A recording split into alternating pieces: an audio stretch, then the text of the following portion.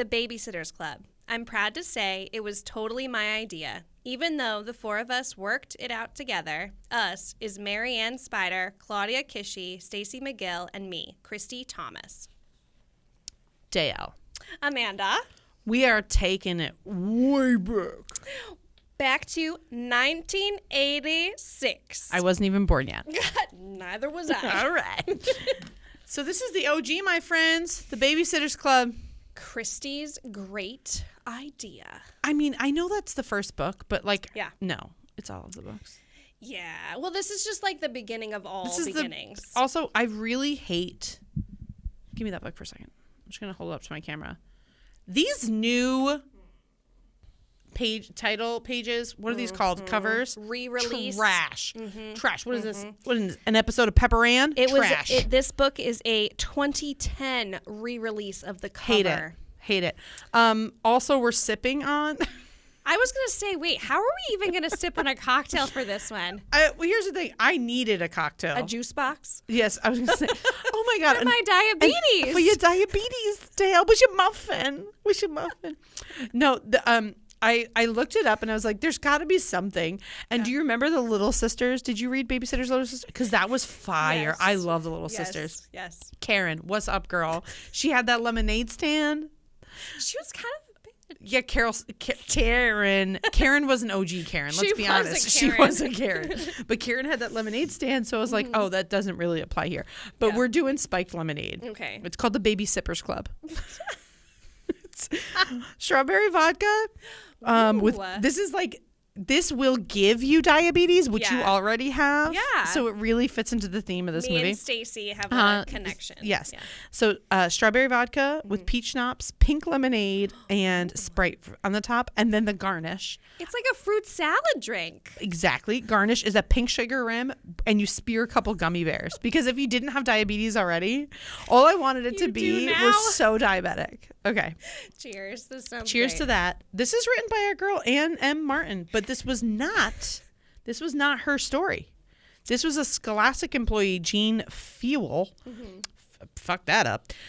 Who had, she said, the germ of an idea after noting the strange success of 1963's novel, Ginny's Babysitting Business. Oh. So this is straight. This was like robbed. a lead story where it was featured in a book club leaflet, and it was buried on page 4, but it was a top seller. So she said that this is Anna Martin saying this. She said that people must have been attracted to readers with the notion of babysitting, really appealed to young girls because, let's be honest, that's all we were ever told we could do was become a babysitter. At 8 years old, we were babysitting. You're fine. Yeah. You're completely fine. And 80s. This Jean, who worked for Scholastic, said that she knew that her former colleague Anne was a freelance writer, and she thought that she might be interested in this project. So she continued the intended 4-book series. Yeah. And she said, all I gave Anne was a glimmer of an idea, a series about a babysitter's club, and she came up with everything else, which is crazy. It is crazy. And what's even crazier about that is the fact that this babysitter's world, like we're just going to call it that. It's a universe. In the one of the articles I read, there's a total of 131 main books. 131? I thought it was more than that. I thought I had 143 or something. So this is just this is not all of the spin-offs. This is just the main series.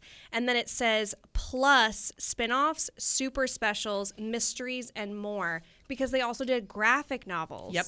Which is, I mean, that's crazy. It's like comic books for little girls, which is super adorable. It is really cool. And then I also read, and of course now I'm not going to be able to find that note, but I read that our girl Anne did not write all of the books. No, she had some ghostwriters, right? Yeah, she wrote, I want to say 30-something books. Well, in 1 year, she wrote 30-something books. Yeah, which is... She was like, not even Stephen King does that.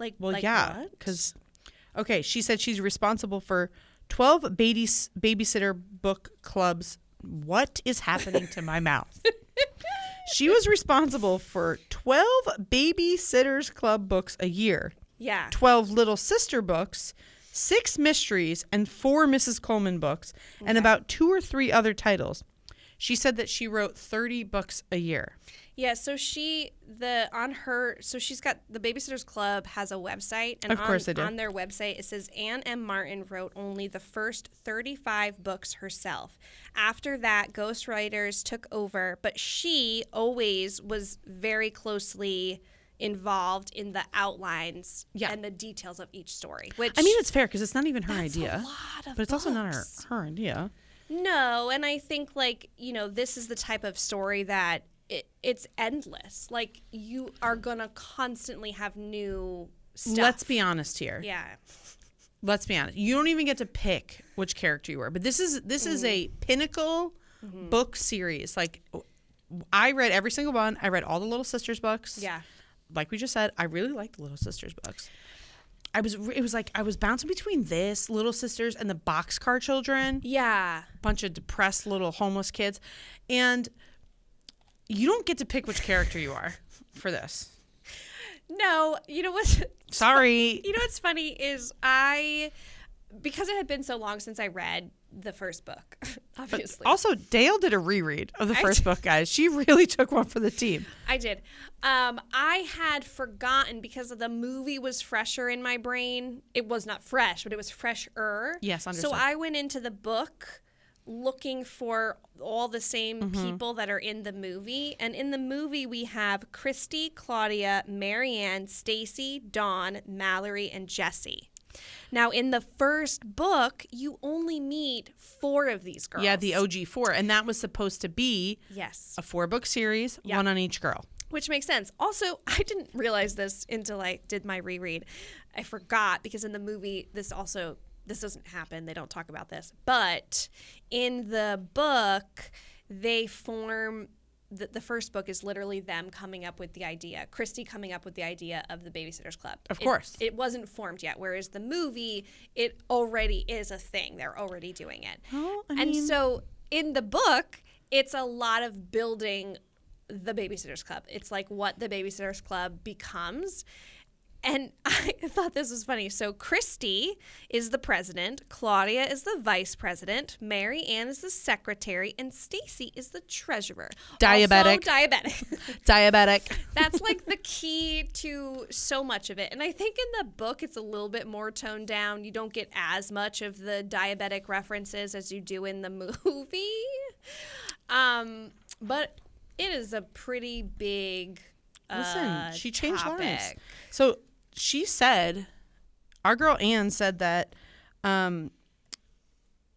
choosing to diagnose one of her main characters with the chronic condition of diabetes, the result of raised blood glucose levels, definitely moved the conversation forward. I got a few letters from girls who thanked me, and even a few more letters for those who diagnosed themselves and went to the doctor. In one case, they'd caught it just in time. From some of the kids, it felt like I was feeling relief. But how many girls saw that movie? I mean, the boyfriend was hot and went home and they were like, I'm diabetic. Yeah. I'm diabetic. I'm going to be real honest, though, being a diabetic. So I was not diagnosed when I was reading this. I was diagnosed a little bit later, like a year or 2 after. Did you watch that and be like, shit? No, me. I didn't even pick up on it. I didn't even know what diabetes was. Oh. So, the word to me meant nothing. It was just kind of like, oh, she's got a disease. That's weird. Okay. But. She's got a disease. That's weird. But the timing of when I was diagnosed, it was still very much not in the mainstream world. You would see You mean for children? For children. Yeah. You would see the whole commercial where it's like diabetes, blah, blah, blah. Whatever. Wilford Brimley? Yes, that one. Do you have diabetes? But I was a kid, so I didn't pick up on any of that. I had no idea what it was, didn't know anything about it. But I had a friend who was diabetic. I was going to say, we had so many kids growing up that were diabetic in our lives. So I had a friend who was diabetic. He also was, there was a little bit of a crush situation. Not on my end, on his end. I was going to say, that's so exciting that you also got to have diabetes. Oh. Yeah, that's great. But it was interesting because when I was diagnosed when I was 8 years old. And he cried when he found out that I was diabetic because he felt so bad that I had to then deal with Who is this little angel boy? Yeah, right? Is that wild? But so I went through that whole process. But what was crazy is this specific, I don't know if it was the book necessarily, but the movie that came out in 1995. Oh, God, so perfect. It was perfect. But then also it made a lot of people think that they knew and understood what having diabetes meant. And so it meant you just had to eat muffins. Exactly. It's like, oh my God, you get to eat so much sugar all the time. Exactly. And like just the constant, like you can't live your life. It is just diabetes all the time. Like everything is like, oh, you're diabetic. Well, that was kind of your life. Exactly. And so it was interesting. It was pretty accurate. But in the movie, it is the funniest thing ever because literally like the first scene with Stacy, she's like, you know, she goes to the house to babysit the kid that's got an accident. She likes, you know, families with kids that have accents or something. And she goes to the house, she walks in the door, and played by Brie Blair, by the way. Yeah. Brie Blair. And she like comes, you know, she comes into the house with little kids there, and then down comes the other boy who's going to be at the house, and obviously he's not a kid. He's a teenager. He's a hottie. And of course they, you know, hit it right off. They go out for ice cream because you have to. You know, the diabetic can have ice cream. Yeah. And they, you know, hit it off. Then she goes home, and her whole thing is, does she talk to her friends about it or something? She's like, I don't know how I'm going to tell them I'm diabetic. That's like the first thing she says. It's just such a, yeah. And it's like when she says it, it's like he has to, she's telling him she has AIDS. Yes. Because they're having sex right now. Yeah. It's like, oh my God, when should I say it? And so like the book and the movie. So in the book, this is not as big of a plot point, but in the movie, this is such a big plot point. And they go on a hike. And I have to just put this, I'm jumping ahead, but I have to just talk about it. First of all, what a harrowing scene. It's the most dramatic thing. So basically what happens is she is at home. She's talking to her mom. She's getting ready to go on this date with this boy, right? She has not told him that she's diabetic, and she's not sure when she will tell him.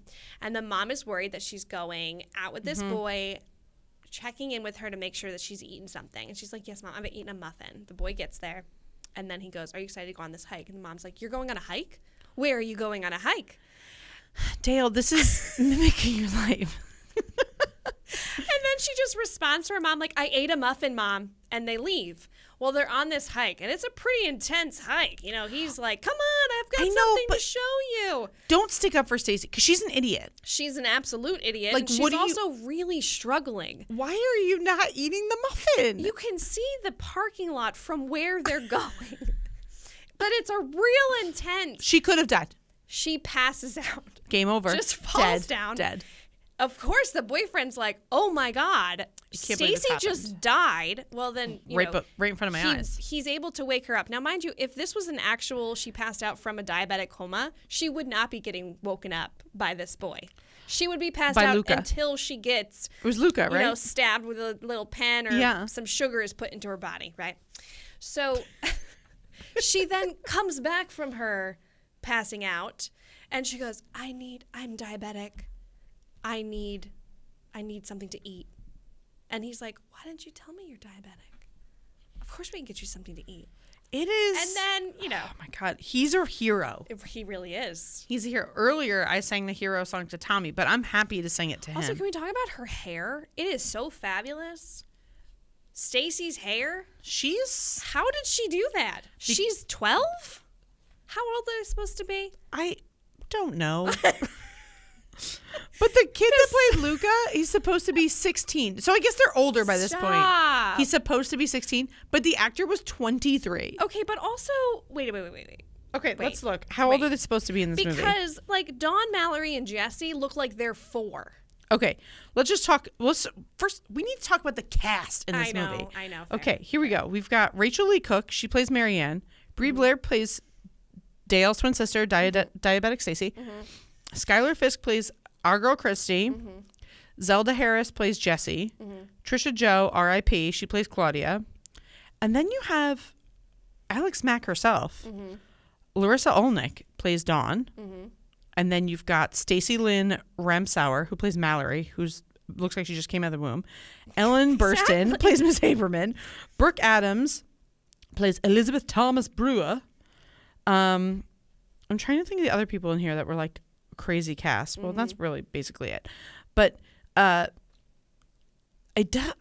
think they're supposed to be like 15 or 14. I thought they were the 13, 14. Yeah, probably 14. And the boy is probably like 15, 16. He's supposed to be 16. That's one of my fun facts. And he was 23. Great. He looks like he's 20. You know, it's Rotten Tomatoes wasn't nice to this movie. It gave it 67%, but I will tell you right now. I'll tell you right now.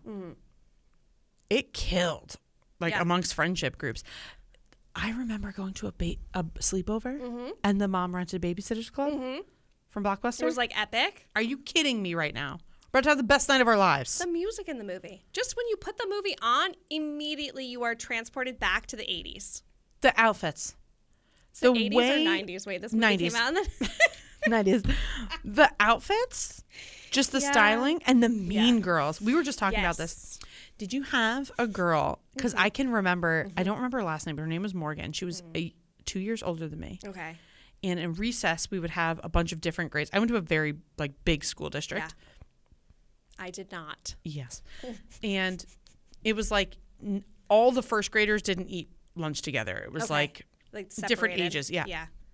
And she was a little bit older. And I remember our massive playground. And then you had the huge parking lot. And we could play on that too. And her name was Morgan. And she was so cool. But she dressed just like these girls. We were just talking about this. With like the high-heeled flower pink combat fishnets and the denim shorts. The cuffed denim shorts. I mean, with the like tailored high-waisted. Because let's be honest, this is limited to time.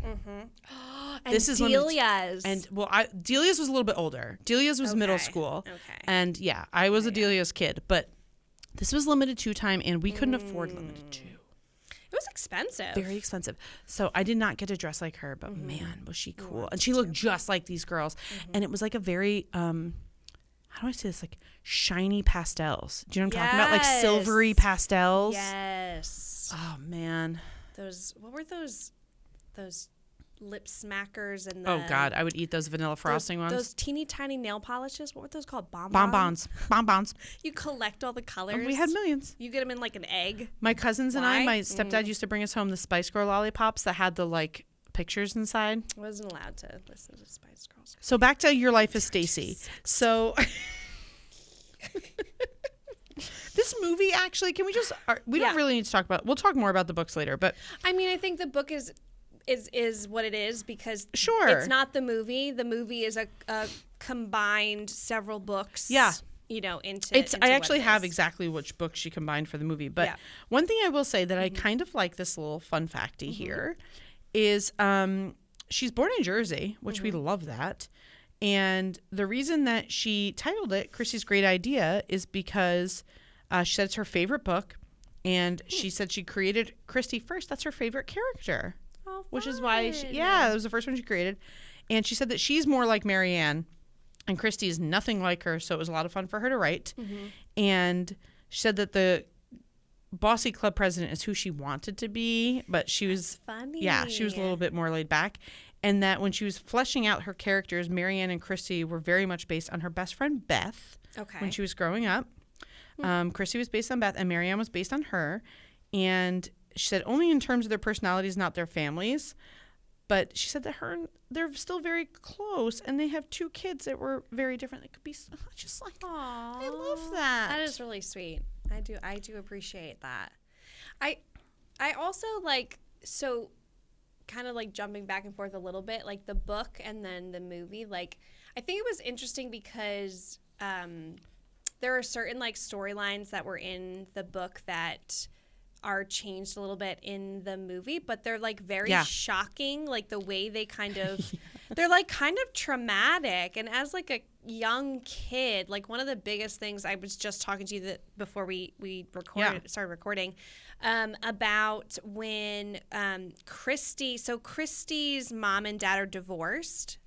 And her mom is remarried. In the book, she's getting remarried.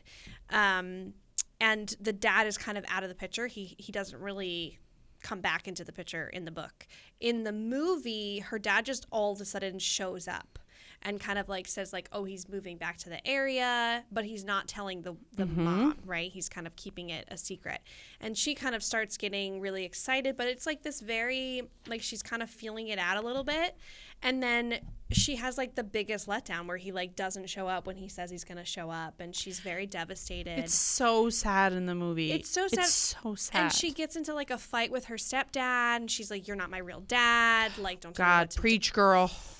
So like, I felt like that's it. They deal with a lot of very heavy things, and it's funny because they bring up the fact that they deal with diabetes, they deal with divorces, and then they deal with, you know, just their relationships as like girls that are growing up, and, you know, friendships and boyfriends and, you know, cool girls, not cool girl, you know, all that kind of stuff. And it's, I don't know. The movie is just, it's just one of those, like, would you consider it like a coming of age? Definitely a coming of age, 100%. Yeah. I think it's the coming of age. Yeah.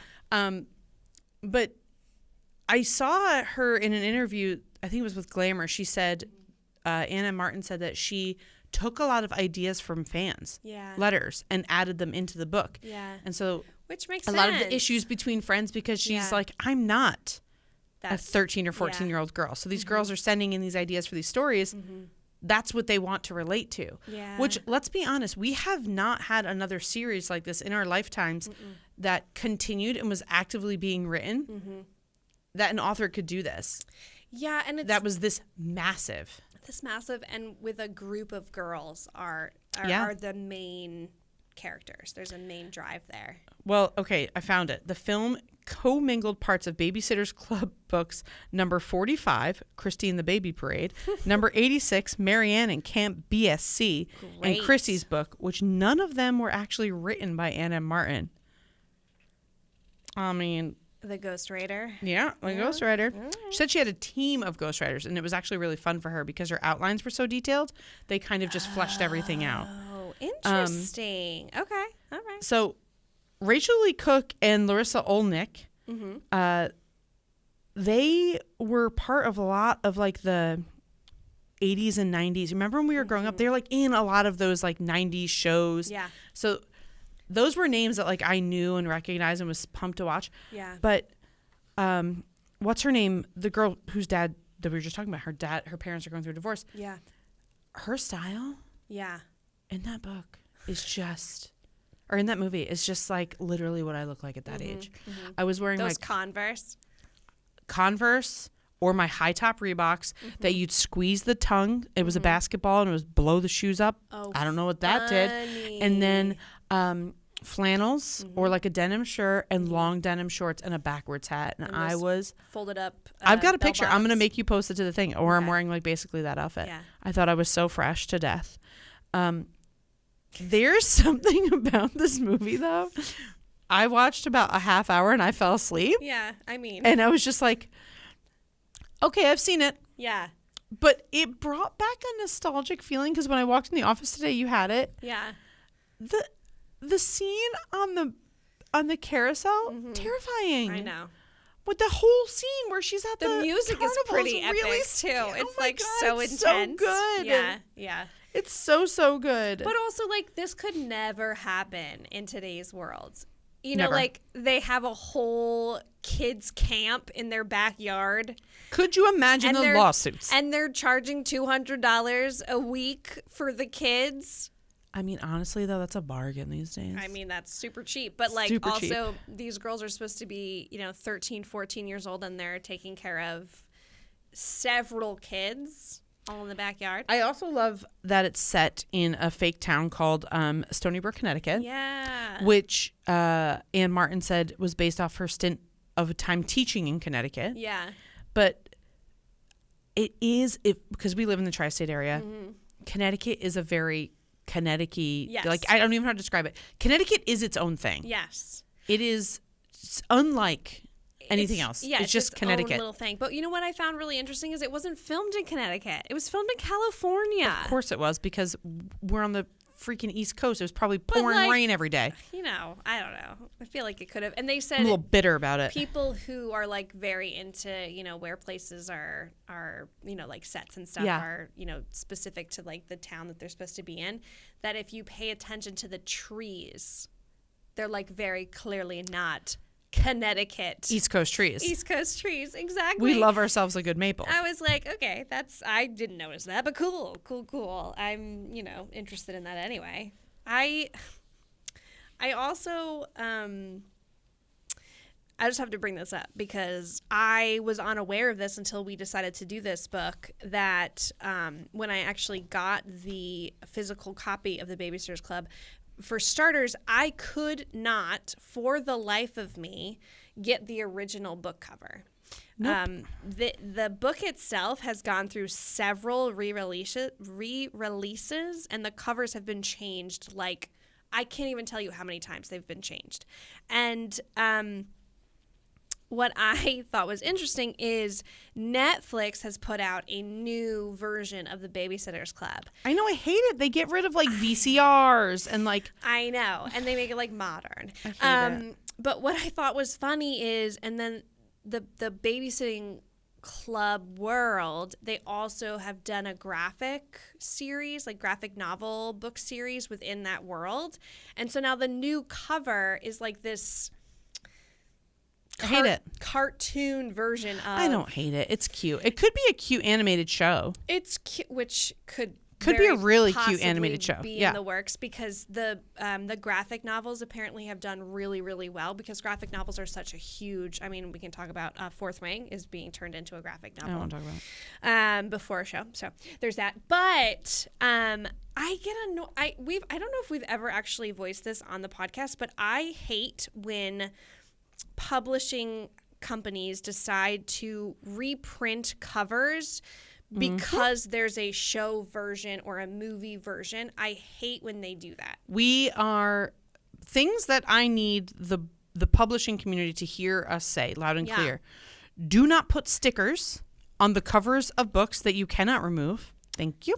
Huh? Do not change the cover to reflect the movie.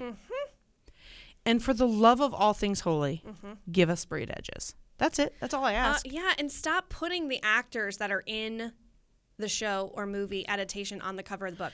We love a good adaptation. We're not saying we don't, but you don't have to put it on the book. The book is different. The book is a separate entity, and it should be its own beautiful book. I wonder if it's because like they've lost DVD covers. I think it sells. They've lost movie posters. I also just think it sells better because it's got the faces, so people automatically, like if you say, for perfect example of this, The Notebook, right? Yes. If you look at the original Notebook cover, it's just like a beach house, right?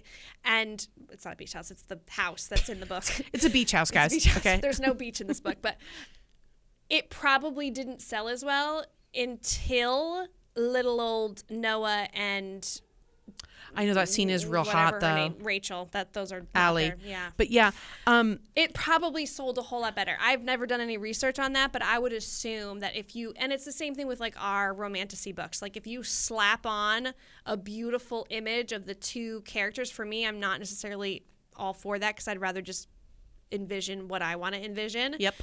On my book, for my book, I'd rather it just be beautiful. But I can understand the reasoning behind that, and I can understand why they do it, but I don't want them to do it. Well, let's talk about this because our girl Kirsten Dunst, she was our cover girl for Claudia Gets a Phantom Phone Call. That was her first job, was being on the cover of Claudia Gets a Phantom Phone Call. Oh, I love and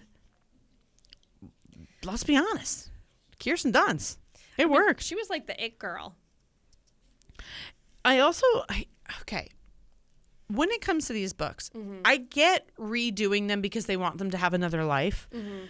But in 2010, when they did the re-release, and Martin had to modernize a few of the details, she said that she changed the diabetes treatments because the treatments are different now. Technology, yeah. And she deleted mentions of any technology, such as VCRs, because she said that if she introduced one advancement, that's a bridge too far because now you're adding in cell phones, and it would have changed insane. It would have changed the whole story. Yeah. which that I get. Yeah.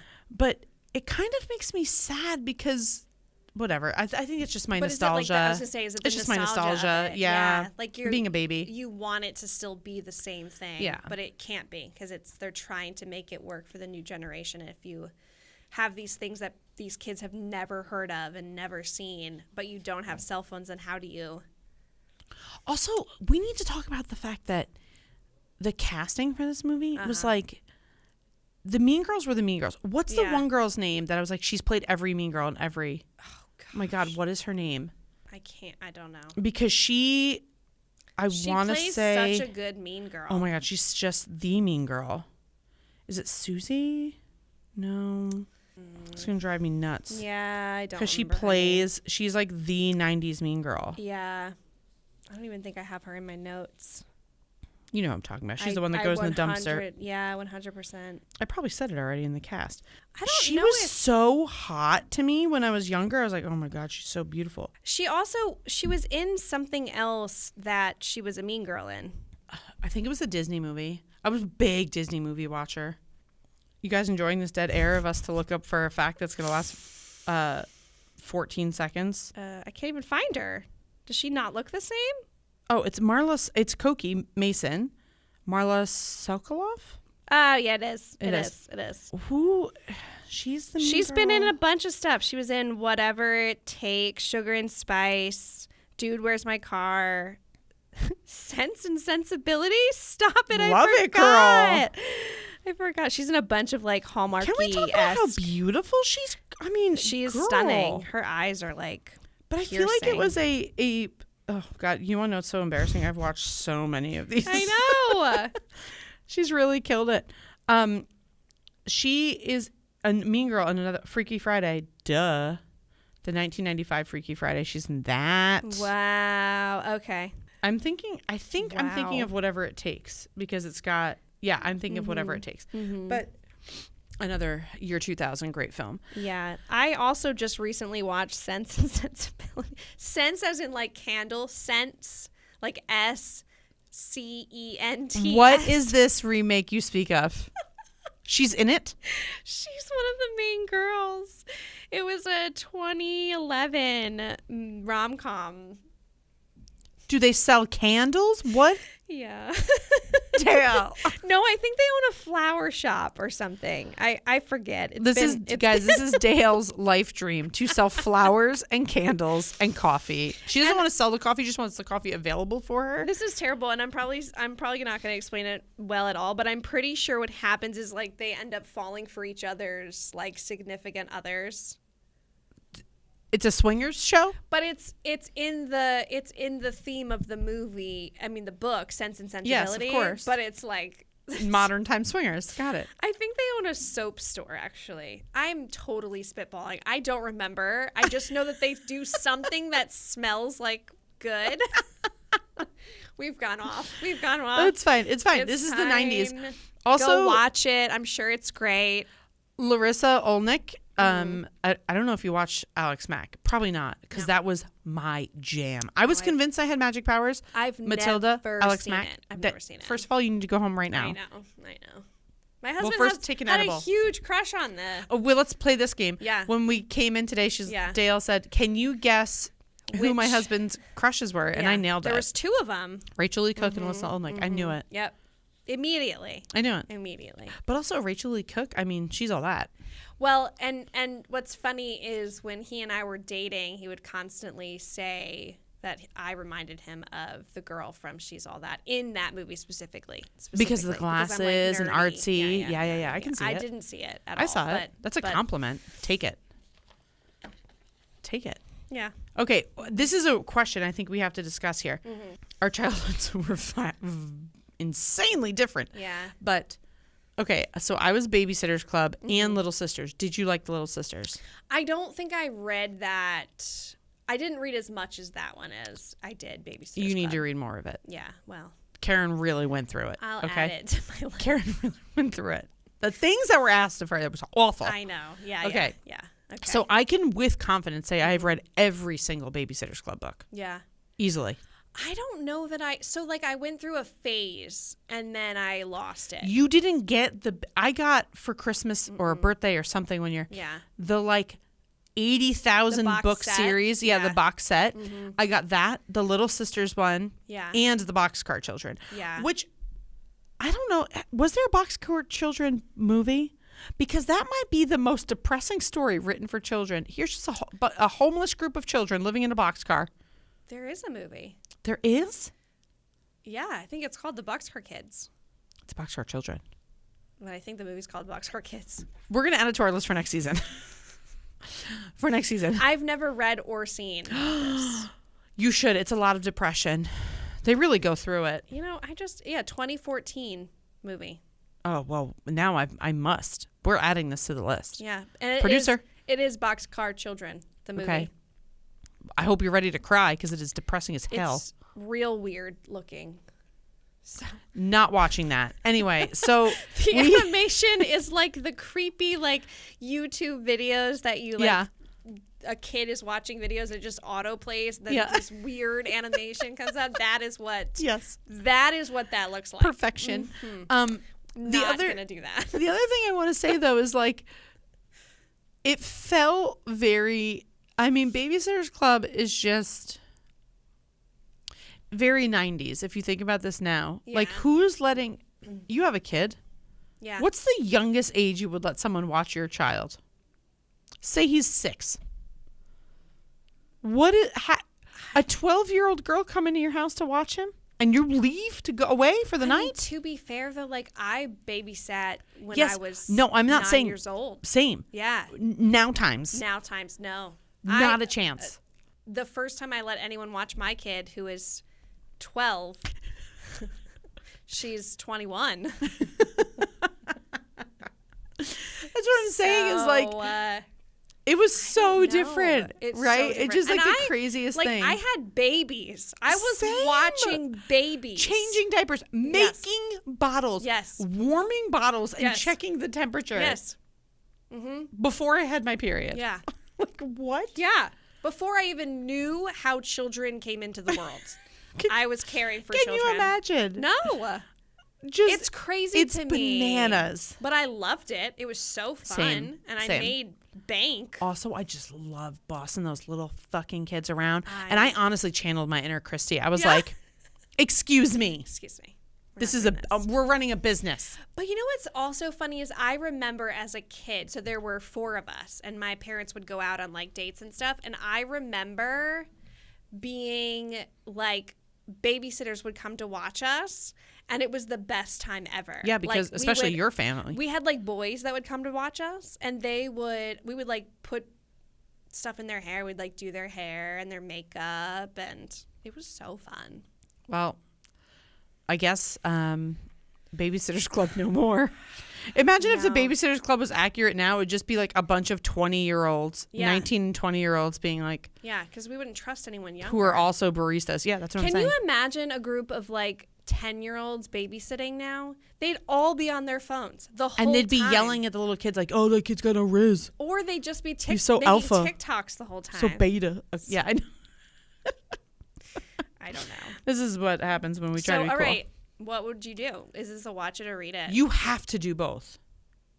Because, but here's the thing for me is like, these are books that are so prominent in our age group growing up reading these books. Like, I'm glad I read it. I have no desire to reread it. I'm not going to ever reread it. I'm glad that you did. That was lovely. But rewatching the movie, I could do it again and again. Yeah. I really could. The movie was like a very fun, nostalgic, like rewatch. I don't know that if you have a kid, anywhere from like, 7 to 13, the books I think are great. You should absolutely. Let's start a podcast where we just take a shit ton of edibles. Yeah. We drink the Babysitters Club, and we just read the Babysitters Club to each other. At first, I thought you were saying it wrong, and I was like, Babysitters? Oh, just really cute. But we'll just read the books to each other to see how ridiculous they are. Yeah. But I want the OG versions. They're at my parents' house somehow. I know. That's the thing is, like, you can definitely tell that there have been things that have been changed or taken out because, Hate it. Things like that. I would say this is a watch it for me. But also if I could go back and like as a young kid read all of the books, I would. Yeah. But as an adult, I'm not rereading them again. I'm not going to read them now, but it's definitely like an incredible book series. I think it was agreed. Formidable a great thing to have when you were growing up and trying to, figure out what the heck you were doing as a kid. Listen, I couldn't afford American Girl dolls. So I read the American Girl books, but we couldn't afford an American Girl doll. Yeah. Although, you know what? My sister did get one. Wow. Fucking bitch. Anyway, you know what? Just revisit this movie for the nostalgia. I'll say or that. Just listen to this episode, and it's like and basically doing the same thing. Exactly. And honestly, Dayelle, eat a muffin. Okay. It's because of my diabetes. Because of her diabetes. Okay, bye. Bye.